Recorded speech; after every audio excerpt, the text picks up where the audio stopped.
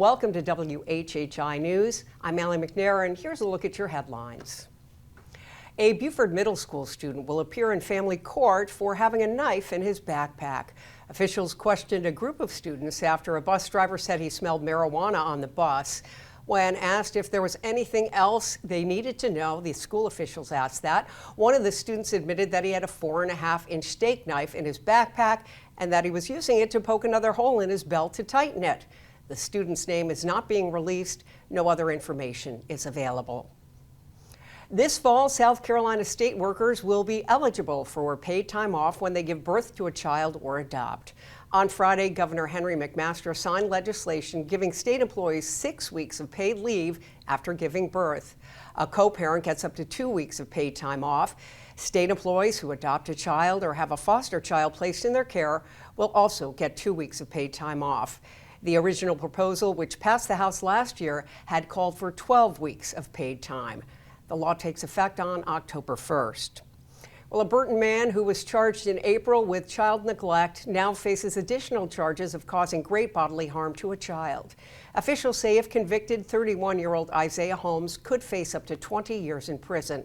According to the arrest warrant, Holmes hit a 5-year-old while the child was in his custody, causing serious injuries and hospitalization. It's reported that Holmes has been held at the detention center in Beaufort since April.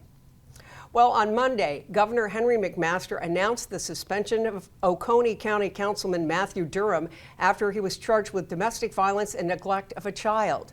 According to the arrest warrants, it's alleged that Durham grabbed, pushed, or shoved a member of his household in front of 2 minor children back in September of 2020.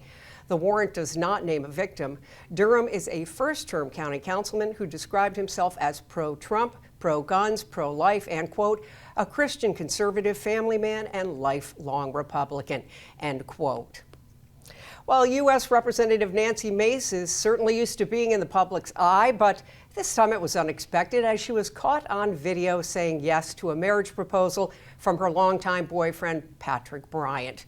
According to Bryant, Mace thought she was knocking on doors and getting video for a future campaign ad.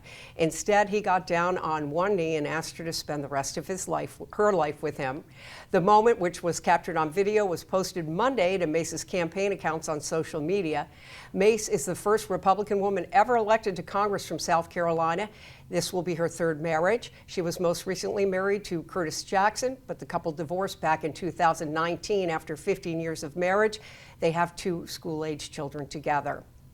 Now, for more on these and other stories, please visit the news sources listed on your screen. Now, with a look at local sports, here's Justin Jarrett. Hey Loco sports fans and WHHI viewers, welcome to the fastest minute in local sports. It's time for the Tuesday edition of Last Night in the Loco on WHHI, powered by LocoSports.com. Beaufort High was the last baseball team standing in the Loco, but the Eagles have been grounded.